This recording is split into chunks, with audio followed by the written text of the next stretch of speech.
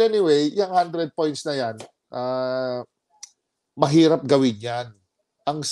Sorry, madali gawin yan. Pero yung sa akin is ang take away ko dyan is yung 40,000. Yan ang napakahirap gawin because hanggang ngayon, si Lebron, hindi mo alam kung kailan magre-retire. Si Lebron ngayon, siguro, iintayin niya yung anak niya pare na magkasama ata sila. Oh, siyempre, pag nandiyan yung anak niya, hindi niya naman pababayaan na yung team mag-falter, di ba? Or hangga't Yes. maaari, makasama niya and they will continue to score, win.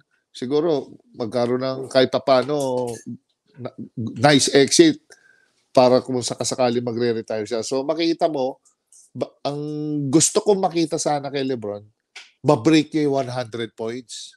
At the same time, 40,000 yung hinahabol niya na scoring plus baka maka 100 pa siya, siguro nasa kanya na lahat yung wala na, parang siguro ma-justify o ma-validate yung ano niya, yung pagka-GOAT niya, greatest of all time. 'Di ba? Ang tagal na usapin 'yan. So, Correct, correct. Ang tagal doon yan, ko oo. tinitingnan pare, dito ko tinitingnan na para sa mga talakes natin, yung mga masugid na taga-subaybay, parehong mahirap technically, mahirap parehong gawin 'yan.